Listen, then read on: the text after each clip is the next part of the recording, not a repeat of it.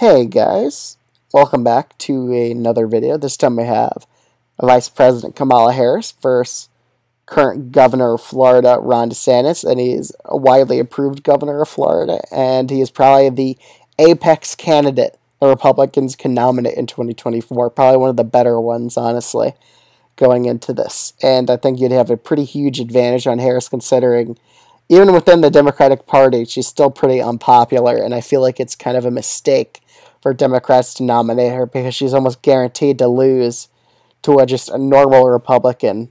Even like an unfavorable Republican, she would probably lose to. Just going into this because of her very low approval, like historically low approval ratings.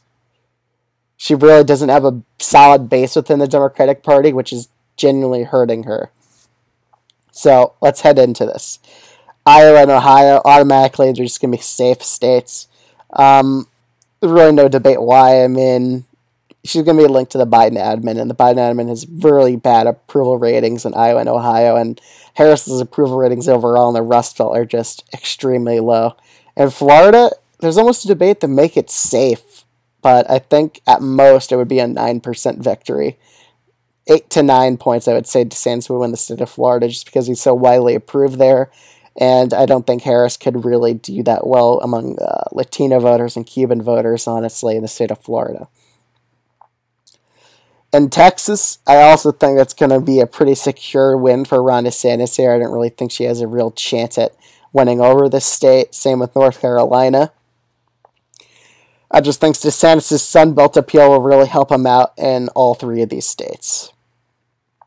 In the state of Virginia, there's a debate to even, I would honestly put it as a lean state. I think she would only win the state by 4.5%, which is pretty striking considering under my ratings, Biden won the state by a safe margin, just barely over 10%, but I just think Harris is that weak of a nominee that this state would honestly be a bit competitive in the DeSantis-Harris matchup. Colorado still be a likely state. This state's getting a lot more Democratic just every year. It's pretty much out of reach for Republicans, but it will revert a bit just because I think if it's this two nominees on the ballot in 2024, Harris is going to underperform just a standard Democrat in this election. New Mexico would also be a lean state. I don't think DeSantis would flip it against Harris. I really don't, but it'll be a lot closer. 3 to 4% victory margin, I would say. Georgia, on the other hand, I think DeSantis' Sun Belt appeal will like help him out a lot in the state of Georgia, and he'll probably carry it by a lean Republican margin. Let's head to Arizona, Nevada. Arizona, I also think, would end up going to DeSantis just because with Georgia and Arizona, moderate Republicans aren't be that enthusiastic to vote for Harris like they did for Joe Biden. Well, some of them did for Joe Biden. I just think she'll probably end up losing both these states.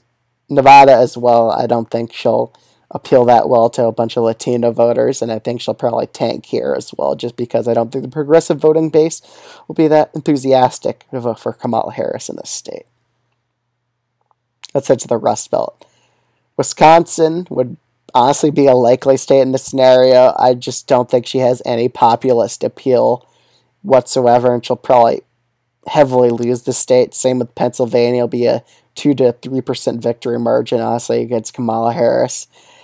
In this scenario, I don't even think Harris wins a popular vote. I think DeSantis edges her out in the popular vote by 2 to 3%, just looking at this map so far. Same with Michigan as well. I think it'll be a lean Republican state. Nebraska second. I also think DeSantis would narrowly flip. Well, he would also even flip Minnesota and its long-running Democratic streak it had for so many years, which is quite striking how bad of a nominee Harris would be in a general election. In New Hampshire, I don't think her odds will improve that much here anyway. I think she would also end up losing this state.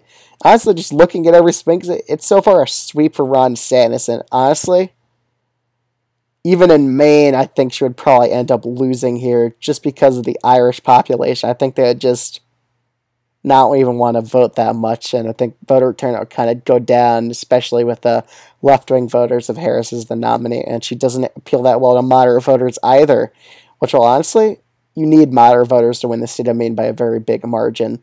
We saw that in the 2020 primary where Biden just peeled himself as the moderate option against progressive Bernie Sanders, and he ended up surprisingly flipping that state, which was supposed to go to Bernie, to Biden, just by appealing to moderate voters. Harris only appeals to establishment Dems, not moderate Dems or progressive Dems. You need at least 2 out of those 3 to perform well in the general election. I think she's going to have 1 out of those 3 groups of people, and that's definitely going to hurt her. Maine's second will even go to solid Democrat or solid Republican, while Maine's first, it's debatable if it go to likely, but I think it would narrowly stay as safe in this election prediction. So let me know what you think of this election prediction in the comments below. It's pretty much a blowout for DeSantis. He pretty much wins nearly every swing state in this scenario. Let me know what you think of this in the comments below. I'll see you guys in the next video. Peace out.